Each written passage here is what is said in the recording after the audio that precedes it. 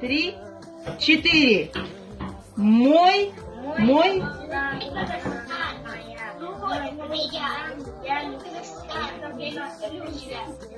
Молодцы. Мой Казахстан, родина моя. Мой Казахстан. Мы все любим тебя, да? Спасибо большое, мои дорогие. Давайте помашем своими флажками красиво-красиво. И завершим на этом наш